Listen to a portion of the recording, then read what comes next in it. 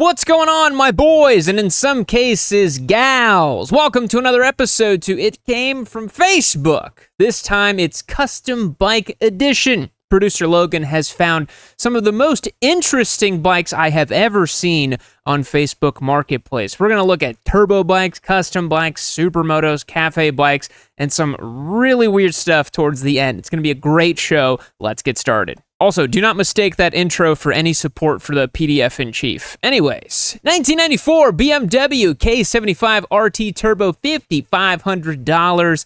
Cafe racer built by myself. I have not heard of that builder yet, but myself is apparently a big shot over here. Turbo build specs, GT15 turbo, oil feed line from the oil pressure switch drain to pan. Intercooler piping could use some work to remove some leaks. Currently makes boost, but should have closer to 5 PSI. Not a whole lot of boost. Needs new filter adapter for MAF. That's the mass airflow sensor, I believe.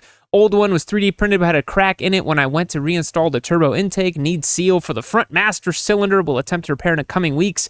There's quite a bit of things wrong with this one.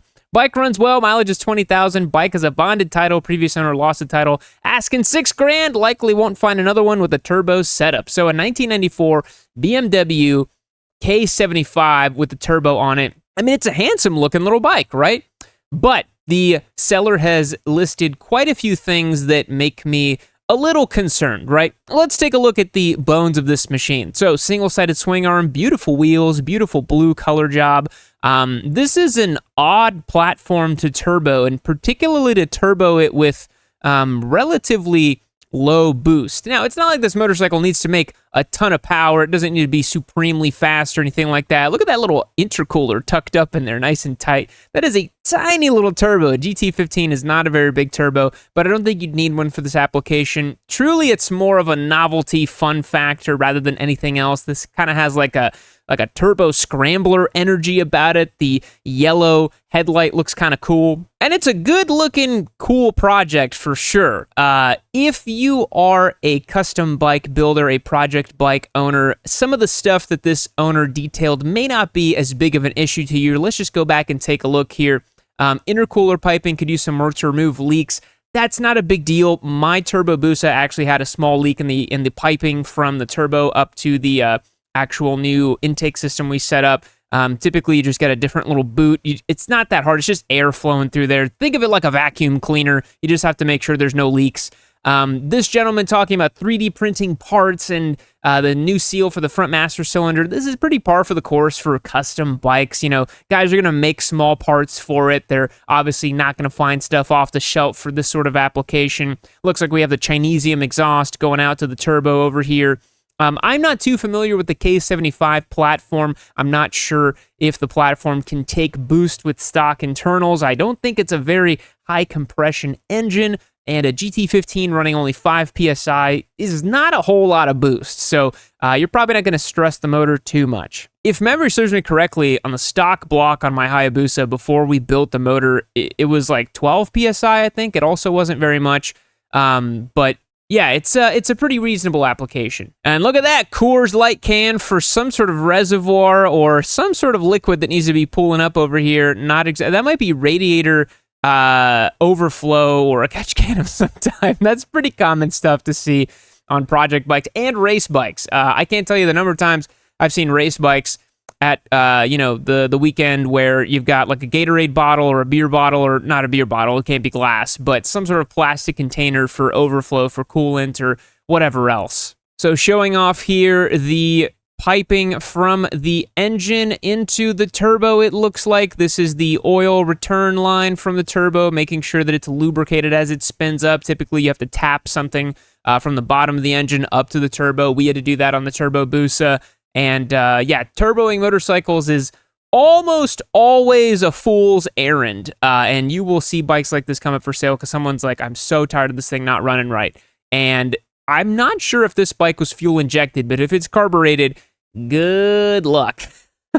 Good luck, baby. This might be from what it looked like originally, which it's come a long way since then. This is quite the vibe back here, huh? With all the stickers on the fridge and the Chevy pickup truck back here. This is like straight up 1995 vibes over here. We're gonna rate this one in terms of custom bikes, a solid 7 out of 10. It's reasonably well executed, just needs a couple of things. If you're in the market for something like that, that would make a lot of sense. Moving on. We got another turbo bike, 2004 Turbo R6 for $8,500. 32,000 miles, Turbo R6, one of a kind. If I had a nickel for every time somebody said that on one of these, I'd have at least like $1.50 or something like that. Has custom turbo kit tuned to 7 PSI, faster than most 1000cc bikes. Press X to doubt, boys. That is not true. Not true. Clean title. Might consider trades if you're adding cash. $8,500 for the cursed stretched turbo. This is before the R6 actually had some real chops in the mid-2000s. What year is this? 2004? This was right before the R6 actually started looking better and cooler. It was kind of a funky looking little thing until about 2006. Faster than 1000cc bikes on 7 PSI on a tired R6 with 32,000 miles. Yeah, I'm going to put a big old doubt on that. 1000cc motorcycles of this vintage and era typically produce about 150 to 160 horsepower. Top end, 1000cc's nowadays all pretty much do over 200, and you're looking at about 180 to the tire, something like that. There is no way in sweet, fresh fuck that this motorcycle makes anywhere more than like 115 horsepower to the tire. I refuse to believe that this motorcycle's engine was built in such a way that allows it to make well over 160 ponies to the tire. I can just kind of see by the vibe and the execution of the dump pipe of the turbo over here. No motor work. It just says one of a kind, has custom turbo kit. If you slap the turbo kit on an R6 without using the lower compression pistons, you are going to have a really bad time. That motor is going to detonate in no time. The fact that this has 32,000 miles leads me to believe that this owner probably slapped his turbo kit on after it probably chewed up like a good 30,000 miles. He's like, oh, valve services are due? I'll just turbo it. Whatever. This thing's going to run into an early grave. I'm not liking the swing arm stretch. I'm not liking the highfalutin claims. This thing certainly is not worth $8,500. In fact, if it runs right with this crazy stretch, maybe like $6,000 tops just because of the turbo, but nobody's really going to buy something like this unless they're going to make some dumb YouTube videos with it or something. So I think this one, we're going to have to rate it a 5.5 out of 10. I'm not loving this listing. Let's move on. 2001 Boss Haas Kannon with a K, $20,000, 7,182 miles. That is quite a bit for a big old bike like this. You guys are about to see some crazy stuff if you've never seen a Boss Haas before. Custom made 2001 Kannon motorcycle for sale. Sears inquiries only, $20,000 or best offer. Let's take a look here. So, the Boss Haas. Boys, if you don't know anything about this bike, this is one of the few, I say quote-unquote production motorcycles that shipped with an American V8 shoved inside of it. So inside of this motorcycle is, I believe, a Chevy Crate V8 motor.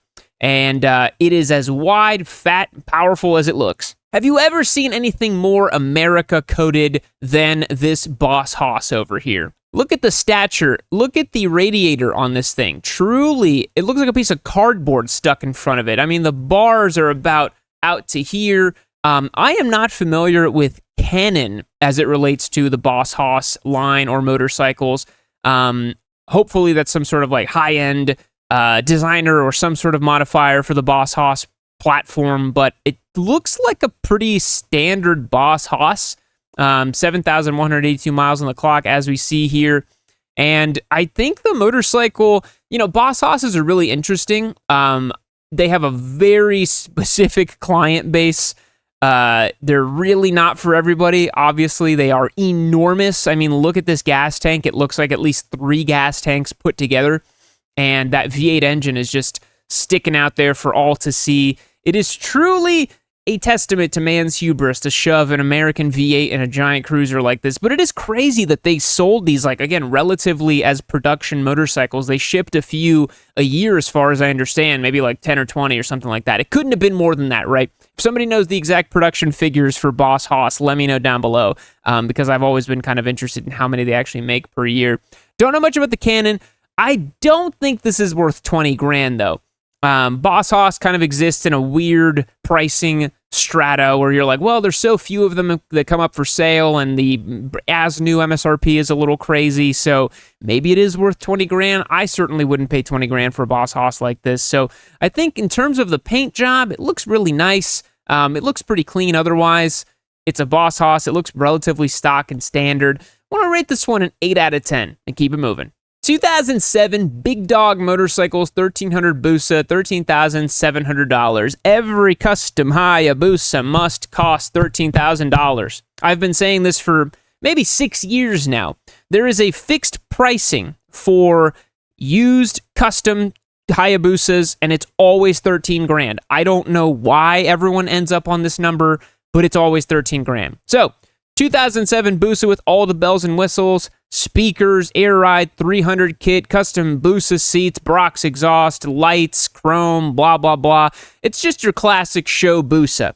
Now, Big Dog Motorcycles, as far as I know, they were a custom modifier of motorcycles back in the day. I don't know if they're still in business, but this was a company that did a lot of different motorcycles. I remember seeing Big Dog as a name for some like Harleys, and I guess they did Busas. And these bikes all exist in the same pantheon of ideas, right? Like the big crazy chrome Busas, the big crazy choppers, the Boss Hoss, like all of these like maximalist mid-2000s insane chrome silly bikes all exist in the same kind of pantheon. So this one, I will say, is incredibly clean looking. For once, a $13,000 custom Busa actually looks like a show-stopping great Busa. I mean, it's long, it's chrome, it's custom, it's stretched, but at least it's well executed, boys. Look at the speakers hanging out underneath the seat, I believe. Yeah, we got license plate. Look at the seats right here. Looks like this seat is 2 sets of eyes and a mouth saying, God, please release me from this mortal coil. Gen 2 Busa, as you can tell by the gauge pods over here. I think this was the very first year they did Gen 2 because the Gen 1 went from 99 to 07, so this might have been the first model year they did Gen 2. So this has the bigger motor, some of the electronics, the higher compression engine, so not as good for turbocharging, but I don't think anybody's going to turbo this particular Busa, and if they do, it's a crime against humanity. It would not be a Hayabusa listing without some sort of weird audio-visual element, so this is a screenshot from a video. But this is also a screenshot, you can tell from the some sort of app over here. It's not the worst thing I've ever seen, and in terms of if you're going to do a show Busa, you're going to do the stretch, you're going to do the chrome, it's all period correct, it's all well kept, it's all well executed. Is it $13,000 worth of motorcycle? Maybe, maybe not, right? I think maybe like $9,500. I mean, surely depreciation has taken a hit on this, right? It can't be $13,700. I know that a lot of money and time went into it back in the day, but we have moved on. I hate to tell you guys, 2007 was 18 years ago, almost 20 years ago now. So that was a long time ago. And I don't know if it's $13,700, you know? So this one, for the cleanliness, for the Busa, for the classic energy, for one of the best executed custom Busas I've seen, we're going to rate it a 9 out of 10. I like it. Moving on. 2003 Suzuki Katana for $3,850, 16,000 miles. Bike is now black with a yellow tank with a custom paint job and a custom-built swing arm, modified front and rear sprocket built for more top-end speed. Okay, so we're going to have a slight stretch on this thing. Jesus! Talk about a jump scare. That is not a slight stretch. That looks like the wheel is trying to leave the motorcycle. This looks like a Lego creation that some kid put together. Oh my God, dude. What did I say on the last one? That stretch swing arm people must be stopped. And I completely agree with this sentiment, and I'm furthering it with this nonsense. What are you so afraid of, dude? It's a Katana, man. It's not a rocket ship. Fucking thing only makes like 90 horsepower. What are you afraid of? Just pin it. It's not going to wheelie on you. This is absurd. This is absolutely absurd. You've just ruined this motorcycle. And this swing arm looks so frail. This tiny, skinny little thing that's like 3 feet out of where it's supposed to be on this motorcycle. Good Lord, what have you done? Can you imagine the drivetrain loss from a chain that is, I don't know how many links this would be, 300 links or whatever.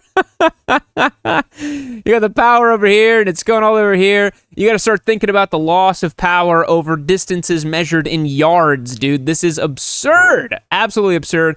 And we're not even going to talk about the chicken strips, right? I mean, leaning this bike over would probably be so terrifying that you'd probably just jump off the machine before we even initiated lean on it. Yeah, just to all the sweat, to people who stretch the swing arms on 600s, what are you afraid of? Especially an old Katana like this, bro. An old Katana is not that fast. You can literally probably pin it wide open in first. It'll probably float the front wheel a little bit and set it right down. It's not that fast, man. Oh my God, this is so silly. Yeah, this is not worth anybody's time, energy, or money. And in terms of it being custom, boy, this is poorly executed, looks bad, didn't increase the functionality, didn't increase the cool factor. We're rating this one a 2 out of 10. Hardly any redeeming qualities, other than the fact that it's a yellow Suzuki. I do like yellow motorcycles. Producer Logan added a nice caption here that says, the Busa we have at home. And that is absolutely true. The old Katana is just, yeah, definitely the Busa we have at home. 1986 Suzuki GS, $7,500. This is a 86 GS 1150. The description here reads like an old school guy just wrote stuff down. It looks like notes out of his like notebook. GS 1150, 1428cc, different compression, pistons, MTC slider clutch, 40mm Electron carb, Dyna 4000 SP ignition, Dead and Bear Thunder delay box, fresh top rebuild, uncut 5-speed transmission. Ooh, uncut, baby, wow. Over $4,000 in new parts. Too many to list. If interested, you can call JP Race Engine. So $7,500 for a pretty old Suzuki, but kind of sounding like a drag build. Let's take a look. Whoa, that's pretty sweet, man. I love a black Suzuki with just the red text on the side. Looks so tough. It looks so mean. I just love the way this looks. So we're working with an honest-to-God drag bike over here. Look how low this motorcycle is. Love to see it here in the shop with the proper chock in the front. It's got the lift with the hydraulic system, or the pneumatic system rather. It's an airlift. You don't have to like sit there. I got the one where you got to crank it with your foot because I'm just a pleb. But this guy obviously working on these bikes for real. What a time capsule, dude. Look at where the pegs are, right? So you're gonna jump on this thing. Pegs back here. Hands up here. Time to fly, baby. This is a serious drag build. This is so cool. Look at this. Wow. Look at the dash on this. What the hell? I don't even know what I'm looking at because this is like old school drag technology. So look at these clip-ons that have been attached on here. We're slammed in the triple tree. We're just like feet back, hands forward, hold on for dear life. These old Suzukis made great drag bikes, and that's what they used to do with these back in the day. So we have what looks to be a different throttle tube over here, totally custom top end front of the motorcycle, rather, some sort of box that controls things. Just truly a drag build. And the shiny paint with this is what, okay, so this vibe right here, this like red Suzuki with this like awesome like red like fire lightning thing. This is awesome because it's like period correct, well done, looks cool. This is a vibe that I see people try to emulate nowadays, but they're not successful because this is the OG, this is the real deal, this is the cool stuff. And you see the core components, they're all shiny and fresh and they look like they work correctly. That's the difference. If you've invested in the paint job and it looks like shit and the rest of the bike looks like shit too, it's not cool, man. This is cool because this bike is purposeful. This is a serious machine. Oh my God, this is so sick. Look at the oil lines over here. So fresh and clean. He's got another one in the back over here. Oh man, there's a lot to love here, dude. There's a lot to love. Look at this exhaust routing. Holy crap. This is like some sort of different, more freer flowing exhaust. It doesn't look like it goes down. It looks like it goes out a little bit more. Anger management. It's edgy in an endearing and cool way that is obviously period correct. And I don't know. I love it. I think it's awesome. This is such a cool bike. Look at all that motorwork, man. So top end was fresh. It's got this humongous 1428cc. Yeah, look at the pipes. This thing's probably loud as all hell. Total drag bike build. Super cool, man. Super cool. I love the old school fonts over here, JP Race Engines. Man, this is just like so classic, so cool. Producer Logan added this meme on here that he developed the other day because we were talking crap about the GSX 8TT, which you guys probably said on the podcast by this point. Suzuki people then, they were like, not fast enough, and those bikes are just awesome and crazy, and then now they're like, oh my god, green's so pretty, I'll pay 11 grand for it. Come on, Suzuki people, wake up! 1992 Honda XR for $5,000. XZAR 650. Custom Cafe Supermoto build, call it what you want, built from the ground up with a 1992 XR 600R frame and swing arm coupled with a modern CRF front fork. So a bit of a Franken bike, but using a pretty spicy motor. The XR 600R was the more racy one of the 600 class, if I remember correctly. It's not the F with the end of it, because the XR 650F, I think, is the non-racy one or whatever. Fully rebuilt NX650 engine with stage 1 cam and Mikuni carburetor, all standing on Warp 9 wheels, fresh Pirelli rubber, Moto Gadget M unit controls and electronics allow for some tweaks, sleek Moto Gadget bar end blinkers, totally unique lines and beautiful fabrication completed by Jack Sutter. Too many customizations and mods on this motorcycle to list. Licensed, registered, and title in hand. Well, that's nice. Let's take a look. $5 grand on this bike. Wow. So his assessment earlier where he said, custom cafe / supermoto build, call it what you want. Yeah, it sort of is like a cafe racer and a supermoto had a weird apocalypse baby. This is really well done right here. Look at the lines on this fabrication right here from this subframe. That's part of it's bolted on. This looks like it's welded down here. Got some, let's look back here. This got some patina on the case over here. Really nice, beautiful exhaust routing right here. This is pretty tastefully done. Very unique motorcycle. I have no idea how it would actually ride, but I'm kind of digging how it looks. This actually looks sort of like a Yamaha XZAR, but like a show bike build with it, basically. So Honda CRF front end. So this is maybe a 450 dirt bike front end with the big forks. It kind of looks like a dirt bike. I mean, these forks look so long. So you might want to adjust the geometry on this, but I don't know how this trail is set up over here, how this rake is set up. It does look a little wonky, I'm not going to lie, but it does look like it's offset enough. I don't know. This looks a little off to me for my eye, but maybe it works fine. Swing arm looks clean, chain looking good. This has a lot of detail and touch to it, that's for sure. Somebody really took their time on this and really tried to make something very unique, and it is pretty darn unique, you gotta say. It does look a little silly from this angle, doesn't it? Stumpy little tail. Can't be that comfortable to ride, but a neat motorcycle nonetheless. This is a pretty sweet look out of the cockpit over here. The Moto Gadgets thing, this clutch and brake system here looks like it came from the original, but the new cluster over here controlling some stuff. It's cool, man. It's cool. I think this is pretty decent. And then this XZAR custom fabbed like badge on the side of the tank here is pretty cool. Maybe it looks like this gas tank was totally custom as well. I see all the little weld lines here. Pretty sweet little build, man. I don't know. I think it's kind of cool. $5 grand, he's not listing it at anything crazy priced. If it runs okay and doesn't want to kill you every time you get on it, that would be pretty fun. But I don't know. It doesn't look like it would ride particularly well. So it may be a cool showpiece, but maybe not one you want to ride all the time. We're going to rate this one a 7 out of 10 and keep it moving. 1997 Kawasaki V8 Trike for $8,000, 400 miles on the clock, custom-built trike, 350 Chevy with a 700R tranny, power steering, tilt column, 1x1 steel frame under wood. Best offer. Let's take a look. Jesus. Why does this look like the pirate ride at Disney? This looks like... What are we even talking about here? What kind of Fred Flintstone looking ass thing is this, man? At this point, just get a car. Just get a convertible. What even is this thing, dude? Why does it look like... It looks like a horse-drawn carriage, but the motorcycle is the horse.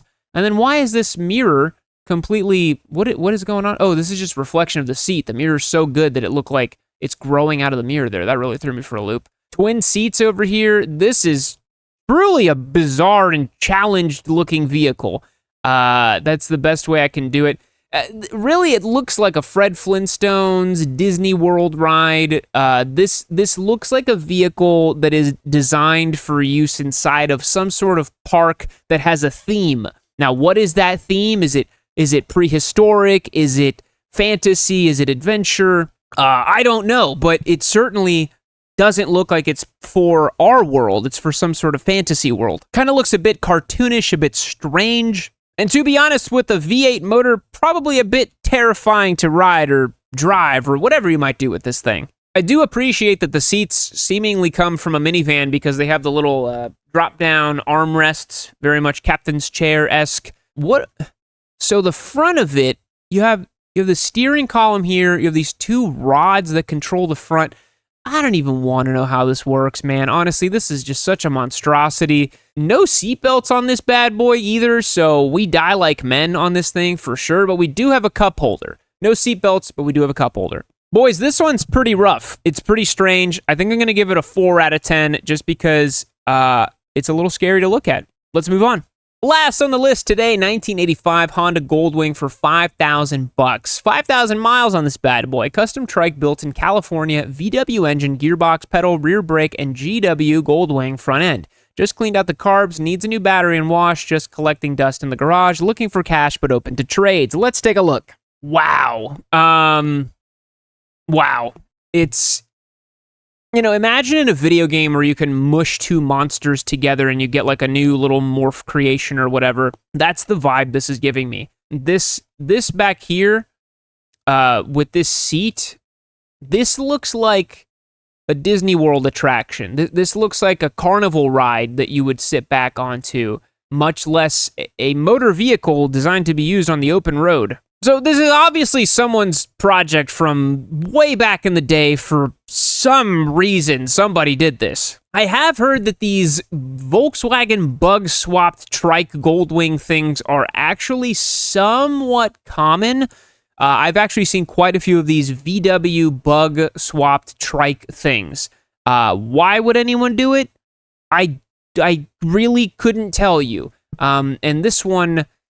It's given me, the maroon red and the font color and the yellow is really giving me a vibe of, like, 1930s Americana, like, just a very strange thing. Shout out Unknown Mortal Orchestra, pretty decent band. That's a weird poster to have over here, but I do like some Unknown Mortal Orchestra. It's not a bad band. So the Goldwing over here, we got this nice sort of tribal thing going on down the middle of it. Yeah, look at that VW engine just sitting in the back there. Why would anyone do this? I don't really know, but it's sort of like, why would anyone do anything, right? It's the type of thing where you do it because you can, right? You thought of it, you're like, that'd be fun, that'd be silly. I don't know what compels someone to actually take action and do this, but God bless him. This is truly a monstrosity, though. So this one I'm going to rate a 5 out of 10. All right, boys, I hope you enjoyed today's It Came From Facebook Custom Bike Edition. If you have any other inquiries or you want me to review anything else, let me know. We're trying to keep these fun and themed on something, and I hope you guys enjoyed and learned something. Thanks so much for checking out today's video. I truly do appreciate it. We'll catch you in the next one. See you later. Oh, I love being here inside of the warm embryonic fluid of Valentino Rossi. Me and him just sharing foods together. Maybe he's going to eat some pizza or some pasta here in the hills of Tavullia. But you know where else it's nice and warm and cozy is this next episode of Yami Noob. You can click on right over here. I'd love for you to watch it. But anyways, I'm going to stay here hanging out. Me and him might go onto the track later, but I'll catch you guys later.